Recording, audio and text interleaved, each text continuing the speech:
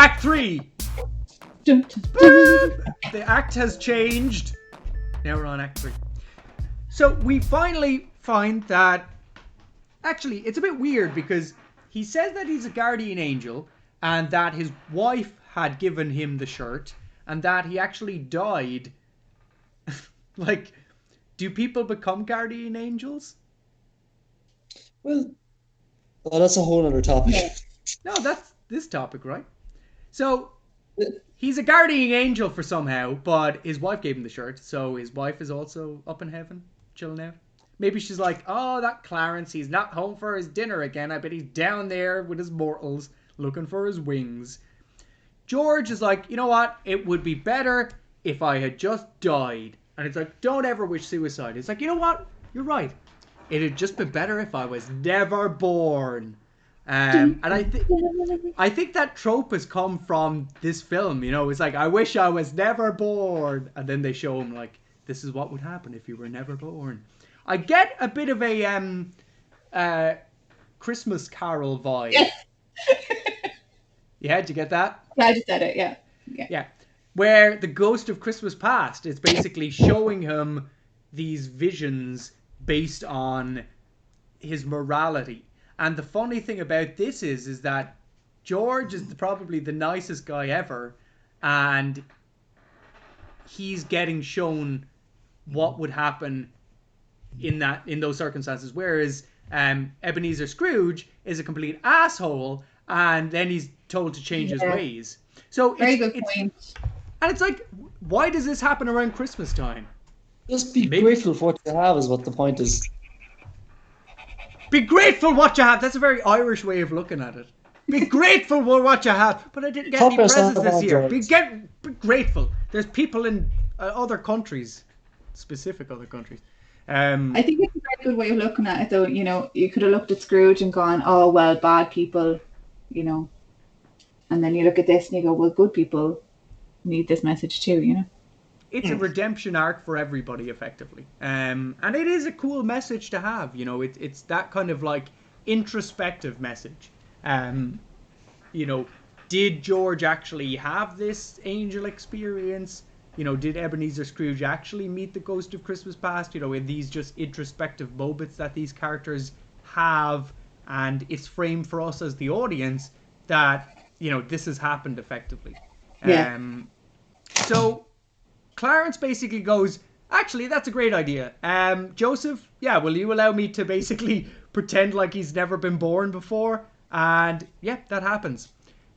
I love the way they show that it's progressed onto that part where the his cut lip is gone and the petals from Zuzu are gone. You know, those small little things, those kind of remind me of theater tropes. You know, where, you know, small little changes signify changes in the actual story, changes in the characters or whatever. Yeah. Totally. So George is like, I don't fucking believe you. You're talking bullshit. You're clearly some sort of a drunk. I'm going home.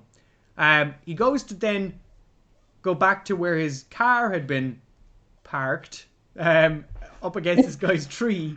And he's like, oh, where's my car gone? And the guy that, in the alternate universe where George is born, he's coming back to his house. And he's like, what are you talking about? Like, your car, I've never seen you before in my life. The guy sniffs him. I love the way he goes over to him and he sniffs him. I was waiting for him to go, what are you talking about, Robbie? Get out of here. But he gives that hint as to it's Pottersville. And he's like, Pottersville? No, this is Bailey Park, or this is Mayfield Park. whatever it is. This is a different place, but it's not Mayfield, Pottersville. yeah. No, So, the town. It's Bradford town. Road. That's it. And the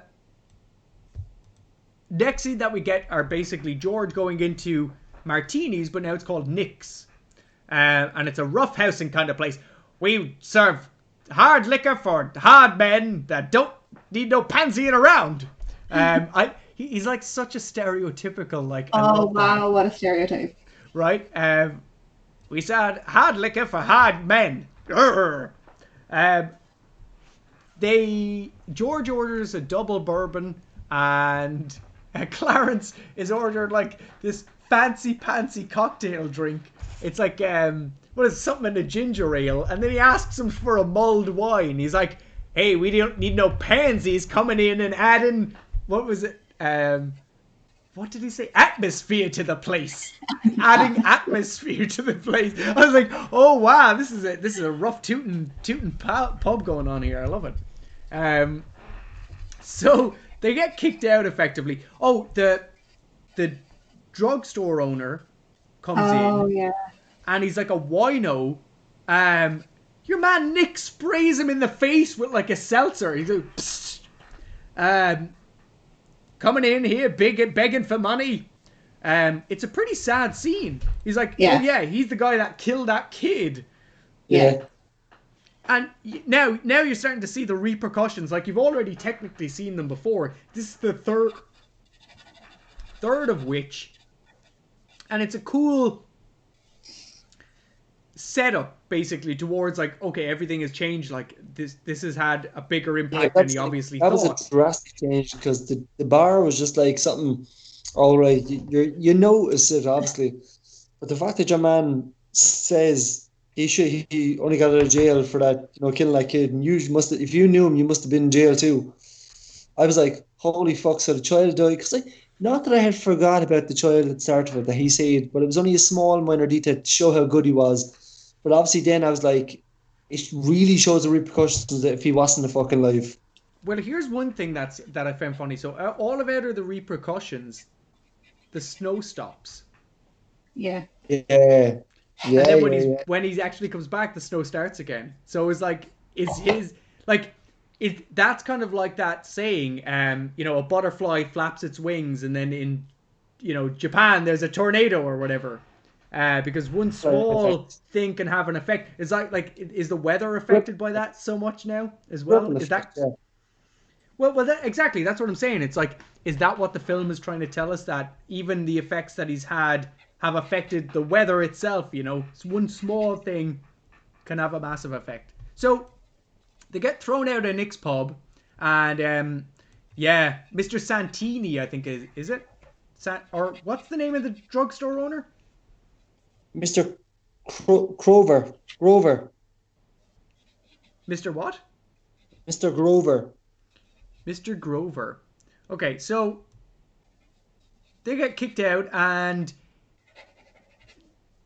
this is kind of more explanation that, by the way, you haven't been born. The pub is now named Nick's. You don't have the petals any longer.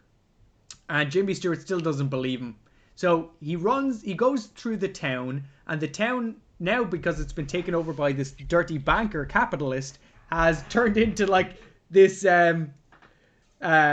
nightclub, like swinging ladies. There's people out in the streets. There's mobs. It looks like town on a Saturday, not in the long, long ago, in the before times. In the before times.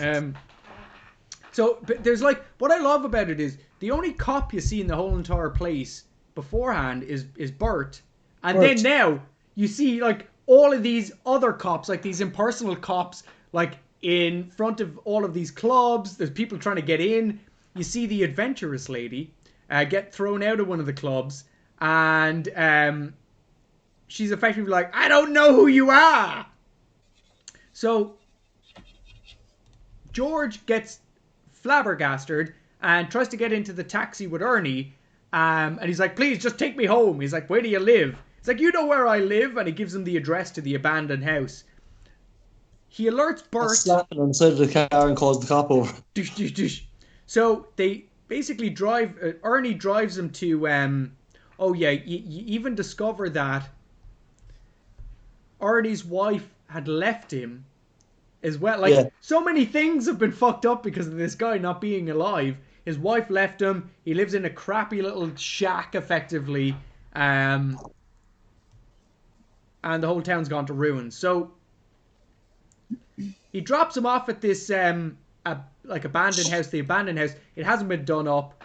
He's looking around for his wife. Mary! Mary! And then Clarence appears.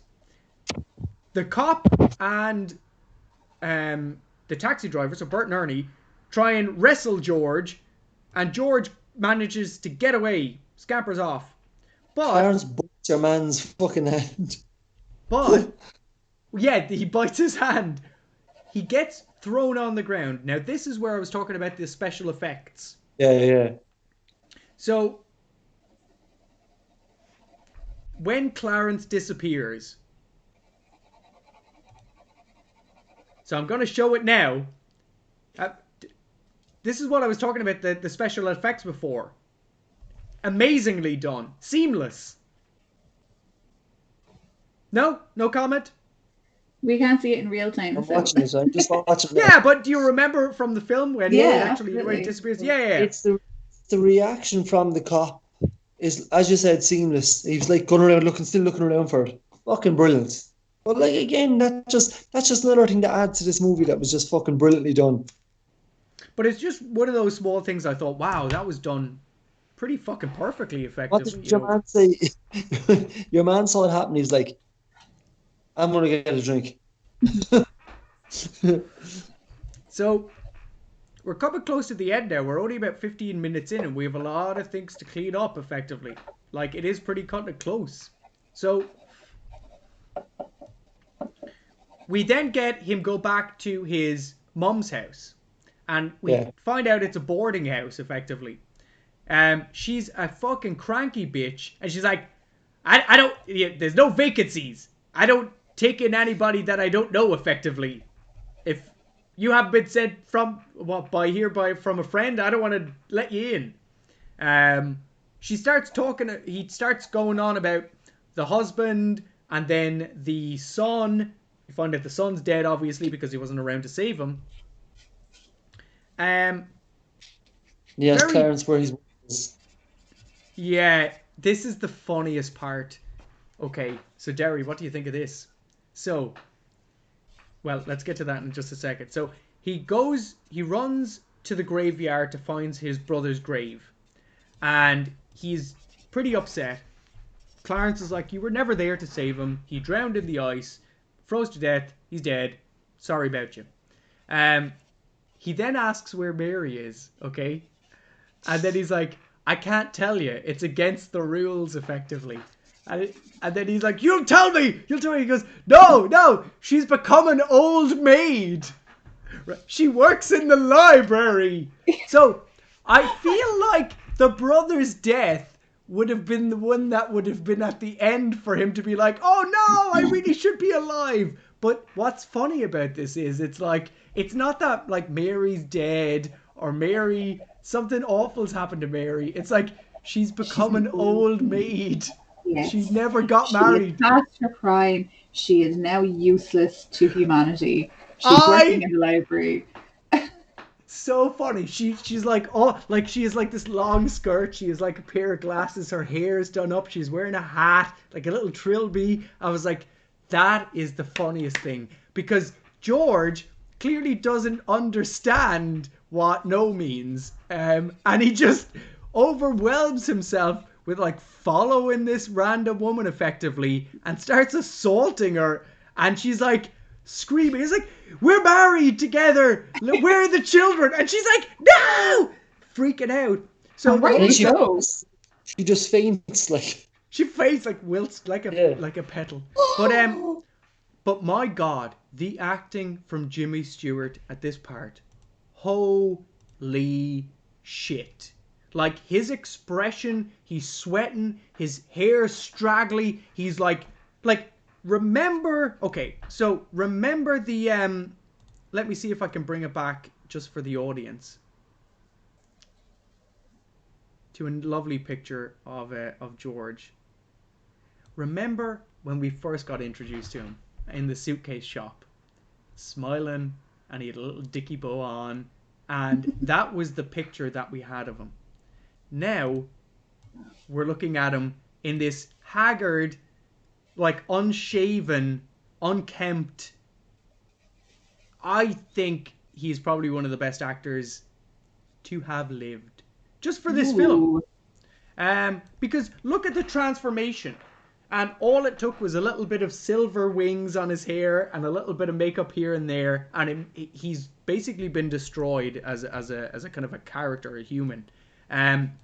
He then prays that he wants to be alive again, regardless of the fact of all of the problems that will bring him back. He knows that even if he has to go to jail, he's still saved more lives than he has. Like, this is the last selfless act that he could possibly do.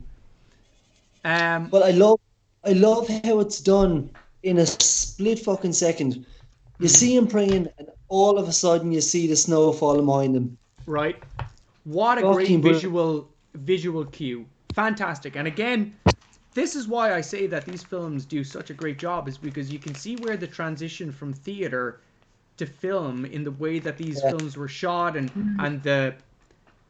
those little tropes are carried on, because that's a great film effect, isn't it? Or a theater effect. Yeah. You know. The scene, yeah. So we get Bert coming along, and he's like, I've been looking all over town for you. Mary's going crazy. And he realizes that his finger's been caught, and the petals are still in his Susan's petals! Susan's petals! So he runs through the town, and again, a very famous scene. Merry Christmas, Bags and Load! Merry Christmas, movie house! A great, lovely Christmas scene. Makes you feel joyous. Even though he's still in the shitter. He goes up to the window of Potter's. Merry Christmas! And your man says, and a new Happy New Year to you, in jail. In jail!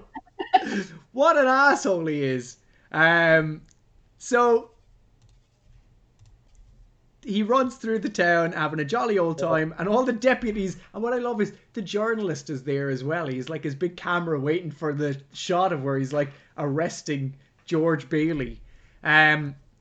He runs up the stairs, and the knob on the banister comes off again, and he kisses it. He's like, yes, I'm back. And again, it reminds me of like A Christmas Carol. I think it's like, what it reminds me of is like the modern version of A Christmas Carol, you know? Yeah. What this should have been, or could have been written as, was, well, actually, thinking about it, as he prays on the bridge, we're into Act 4. That's how quick Act 3 is. Yeah. That's how quick it is. The setup to the overcoming it, and then the overcoming it is like shortened into that. Really, really quick. So, we... Your man says to him, I have a piece of paper here for you. He says, yeah, it's for me to go to jail. Isn't it great? I love it. He goes up and starts kissing his kids and his wife, and the wife is delighted. You find out that everybody in town has actually come together to get a load of money. And this is the happy moment of the film. It's like, throughout the whole entire film, it's been George's responsibility. It's been George's weight. He's done everything. And it's like, you don't know how much George has done for the people in the town. You know how much he's done visually, but literally down to the point of like, Ernie's wife divorced him. You know, the whole town gets upended. Like, there's like strip clubs effectively around town. The cops are kind of more militarized, if you want to think about it that way. It's like he's held together the moral fabric of the town. Exactly, just by being alive, just by being himself and doing the things that were morally correct to do. Even the maid comes back to give a little bit of money. I love it. All of the people come back, and then he gets a call from the guy that's in plastics. The maid says, I was saving up this money for when I got married and got a divorce. I was like, okay. I loved it. Amazing sense of humor. Was it to divorce my husband if I ever got married? So the what was it about to say? Yeah, the plastics guy Oh, calls, and he's like, "Oh, by the way, it's just I got a message from the Yeehaw guy, and it's what was it, 25,000 yeah. prepared and low." So it's like everybody always had his back. Everybody always had his back. Like even down to the guy that was barely there throughout the whole entire film, a running thread had his back from the start, effectively. And all he had to do was ask for help. If Very he'd true. just asked for help. Yeah. And it's the weight of the world on top of this Yeah. responsibility. And one of the big responsibilities about having responsibility is asking for help when you know that you need it. Yeah. Instead of trying to fix everything yourself, effectively. So we get the end of the film. The bank guy or the marshal guy rips up the warrant. Everybody's counting the money and having a jolly, jolly good time. Tom Sawyer book drops in on the money or whatever, and it's like, it's from an old friend from Clarence. And it says, remember, no man is a failure who has friends. Thanks for the wings. And then we hear the little bell ring. And that's Attaboy, basically, Clarence. attaboy, Clarence, Yeah. attaboy. So, that's the end of our film. That's the end. What a movie it was. What a fantastic film. What a movie. What a wonderful movie. What a wonderful movie. So, in summary, I think to me, that was one of my favorite Christmas films. I thoroughly enjoyed it because Jimmy Stewart is amazing. But all of the actors are fantastic in it. The one thing that I did want to say about the film then is this film was highly criticized at the time by the government. And there was other things happening at this time too. So 1946 is when the Soviet Union started getting a little bit bigger. And it was around the 50s that they had investigations into Hollywood being communist. So the government held a special hearing, effectively, so as to interrogate all of the actors in Hollywood. Charlie Chaplin was investigated for being a communist. So was Jimmy Stewart. Because Jimmy Stewart had made this film or was in this film, and this is, if you think about it, a socialist film. Yeah. The big banks coming in trying to buy up everything, all of the people gathering their own money together, spreading the wealth. Jimmy Stewart had to make the next film, which is Mr. Smith Goes to Washington, which is about a civilian going to Washington and kicking out the corruption in the government, effectively. Like Wow. pro-democracy, like the little man standing up towards corruption. And yeah, it's an okay film. It's not that great. It's another Frank Capra, the guy that made this film, also made the Mr. Smith Goes to Washington. It's based on a book. He was But- probably being investigated as well. Exactly. They all were. But I think it's just funny how it worked out like that. Like one of the greatest Christmas films, for all its love and sharing and goodwill,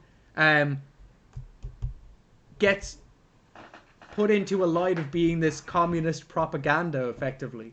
Like I said, it's a Christmas Carol for all the world, but instead of it being about Scrooge, it's about what's the other guy that works for Scrooge? Little Timmy's dad. Oh no, wait. Tiny Tim is dad. Tiny Tim's dad. It's like if the movie was based on that character instead of it being based on Scrooge. Oh, okay, give me a second. I gotta find this out. He's not John Morley. Morley is the guy who Scrooge We're took over. Morley and Mo. No, that's Marley and Marley.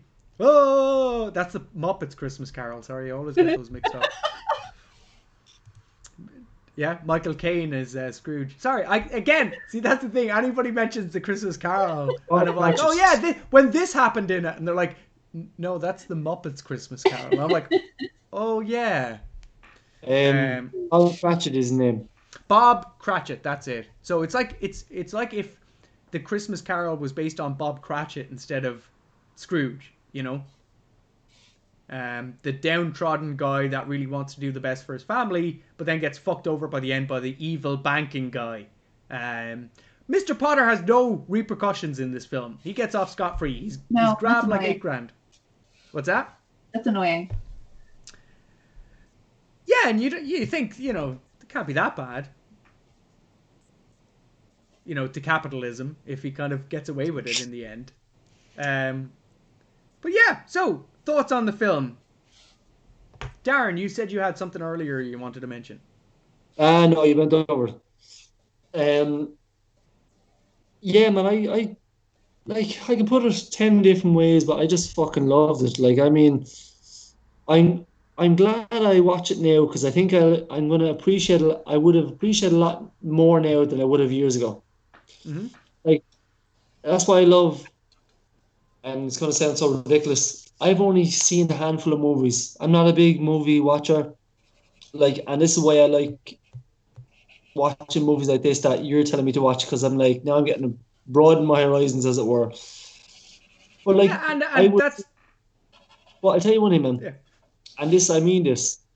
This will probably be in my top favorite Christmas movie of all time. That, like, Good. not even kidding. Like, I will make sure to watch this. Like, if I saw this as on TV, I would make a valiant effort to sit down and watch it. Did you watch it with your kids as well, or was it just you? I watched it on my own because I was like, I didn't know what it was about. I didn't know, like, to be honest, I had no clue what it was about. I knew it was a Christmas movie, but like, obviously, I seen the stuff in the atmosphere, space, whatever, heaven. Yeah. I was like, what has Jamie got me watching? It's Existence in the 1940s. Yeah. But I was thinking, when I saw it, I was like, this is not the same movie I thought it was. I was like, and like, as I said to you, I had no clue. I totally forgot that this movie was made in black and white and then they added color. I totally forgot all that. But obviously, because the whole movie, like, I didn't get a Christmas feel till near the end of it, clearly, for all the snow and stuff. Yeah. But this movie has, without meaning to, has so many levels. So much going on in this movie. And even stuff that it probably at the time didn't know was a thing. You know what? Just for I obviously I'm not I'm about as deep as a puddle, but just for pure acting, man, it was just fucking Jimmy acted his fucking socks off in this movie. But even every actor, the kids were all brilliant. The side cast, Potter, his brother, like, I enjoyed everything in this movie. There wasn't nothing I didn't like. And I honest to God thought when you said It's a Wonderful Life last week, I was like, oh, great. Yay! Amazing. Great.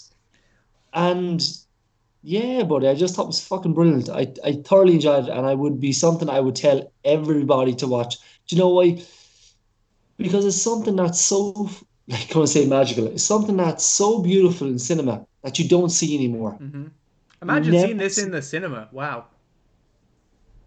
But this is the kind of thing. If this was brought to the cinema, I'd go see it. On the massive screen. I go see it at the big screen. I think everybody should watch it. I'm actually going to be saying to people now, and of course everyone will look at me and say, "You've only seen this now." Yeah, probably. But yeah, look, but as I said, there's not many movies, probably very little movies that are like this anymore. There's nothing like that you can. Yep. I have seen it in the last 20 years. Like, it's all CGI now, and it's all movies now. Movies are not movies now, James. You know what I mean? They're not movies now. I don't think they're movies. I agree, and you don't have the complexity of stories that you do now. You don't have, like, it's all very simply shot. There's not a lot of parts in it where I thought, wow, that's a great shot. It's all done on sets. Like 99% of all these shots are done on set. Yeah. But fuck me, did the characters give that extra boom for the lack of cinematography? If the cinematography was great in parts. There was some really good focused shots. There was some good shots with again, coming down the streets and things like that. But overall, that was standard. You know, what lifted it up is the people within the shots, and that really just brought it out. They were very static, which I like. Old school. You know, it's not like shot. But it's very sad to see that was what was bringing cinema forward. And how cinema's after going now. Like, there's nothing like you look at TV now, 25 years, you're not going to see the fucking Avengers like on TV and saying, no, just stills, like as ads on TV. Like, that movie has been used in how many Christmas ads for how many years? You said that movie's 80 fucking years old. Well, yeah, 1946, so what? Yeah, about 74 years old. Fuck me. That's an old movie, buddy. It's just beautiful. Do you know what it is at the end of the day? And I will say I'm a big fan of this. It's just a beautiful story. It's a wonderful story. It's a wonderful life. It's a wonderful story, yeah. So Darren, Derry, what's your take? I had seen it before, but I think like Darren said, you have to be a bit older maybe to appreciate it.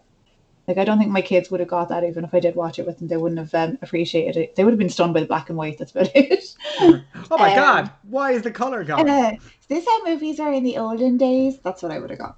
Yeah. No, you know what? It's so rare that there's a perfect movie. I think this is one of those perfect movies. There's literally nothing that I can fault in this movie. Not at all. I tried. I tried, but I can't. Like, to me, this is 10 out of 10. This is how a movie should be. I think it still has modern comedy effects. It still makes me laugh in Absolutely. parts where it needed me to laugh. Like, when I say I grieved after the movie, it took me about an hour to calm down and just get back to level again, because I was laughing, I was crying, I was sobbing. It was a mess. Absolute mess. Yes. But yeah, so I loved it. I'm going to give this 10. No, you know what? There's no movie that you can give it 10. 9.5 baubles. 9 baubles and kind of a crushed one with like some of the bits that the guys in Home Alone step on. 9.5 crushed and a crushed bauble. Darren, how many crushed baubles would you give that? I'm going to give it a 10 out of 10, buddy. 10 You're going to give it a 10 out of 10. Whoa. 10 out of 10. Whoa, Derry? I'm absolutely a 10 out of 10, yeah. 10 out of 10. Oh my God. I cannot fault it. Oh my God, 10 out of 10. Ladies and gentlemen, I don't even this think is the standard. If I could find a fault, I don't even think I'd want to fucking say it, because I think, like you said there, I felt every emotion you could feel watching this film. Yeah.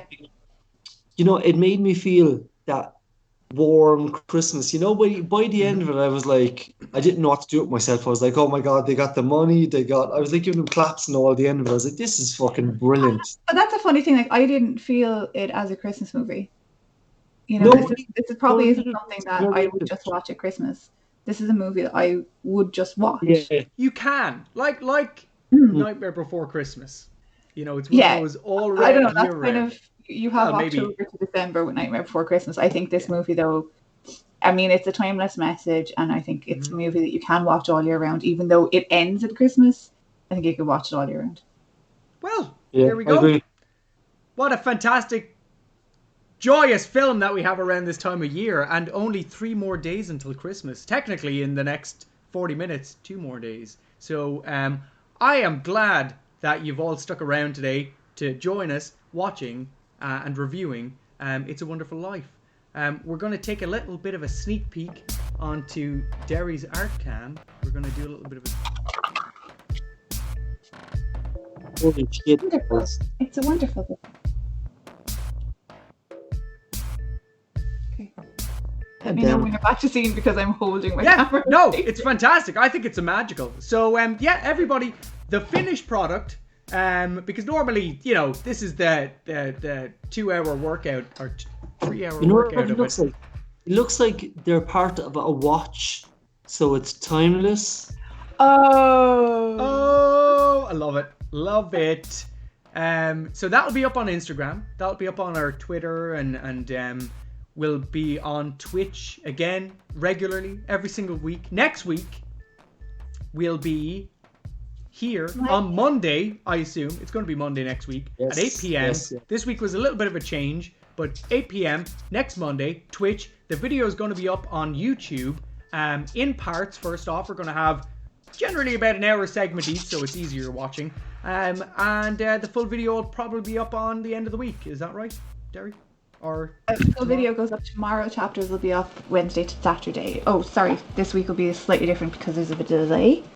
But by Saturday, all the bite-sized episodes will be up, and the full episode will be up tomorrow. Uncut, just edited. Yeah, come along.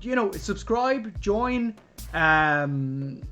show us the interest, because we would love to show some love. Show us some loving. We'd love to hear your comments. We're probably going to run out of films soon that we are all suggesting. So suggest your own films. If there's films that you probably think that we would enjoy or maybe not even enjoy, that we could tear apart. Yeah, let's do some hate films. Yeah, let's do some hate stuff. There's too much love for this movie. We need something to hate. Right. I got a lot of those. It's your pick next Monday. Then Darren, what's the pick for next Monday? What are we watching? The pick for next Monday is I am going to pick a title of a movie that just encapsulates the year, because it's the last one of the year, and we're going to watch Misery. Yay! Misery! It's been a great year, everybody, and we're going to finish it off with Misery. So watch the film. It's a Wonderful Life to Misery, just to keep it real for everyone. It's a balance. It's a give and take. So next week, watch Misery. We're going to be watching it throughout the week, and then we'll come back here Monday to discuss it. So thanks very much for joining us. I've been Jamie. That's been Darren over there. There's Derry and our wonderful artistic abilities. And we'll catch you next week, everybody. Bye! Oh, Merry Christmas! Merry Christmas! Bye! Happy Christmas!